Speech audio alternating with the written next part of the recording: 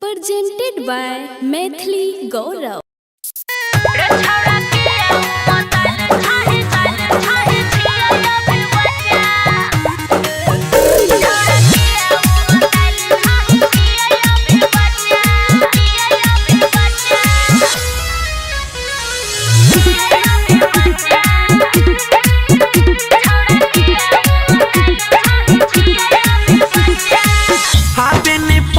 जाने छाती से सटब चुमी का गाले उठा लाली तोरे काटब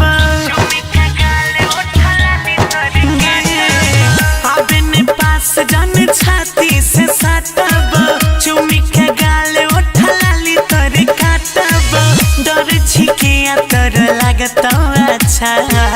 डर छिकिया तोर लागत अच्छा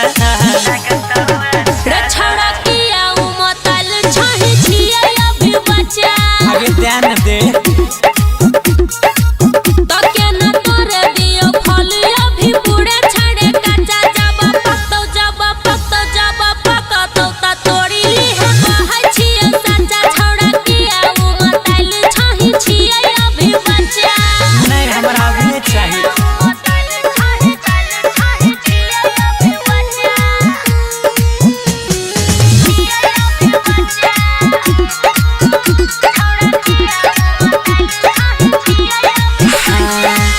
हमसे छुपावे नहीं हुस्न के वादी तोरो से छोट छोट के भागे शादी सब माइयो बने वाला छे झूठो मिलल छौड़ा तोरा रे खबर जे शादी केलकै सब छै हमारा सबर बनबैले दुल्हन कहो हमारे चाचा बनबैले दुल्हन कहो हमारे चाचा रे छौड़ा किया उ मतल छही छियै अभी बच्चा नहीं मानबो तो क्या ना तोरे दियो फल अभी पूरे छड़े कच्चा जब पकतो ता तोड़ी ली है कहै छियै सच्चा छोड़ा किया उ मतल छही छियै अभी बच्चा 16 साल के भए गेलै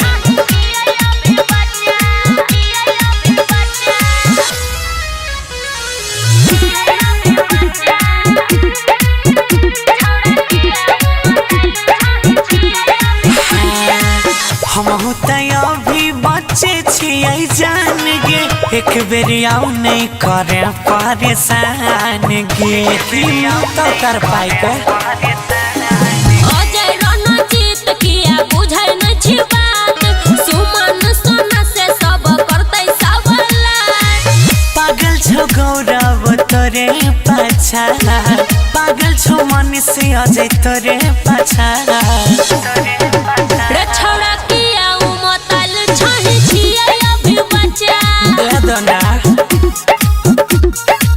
तो क्या ना तोरे दियो फल अभी पूरे छड़े कच्चा जब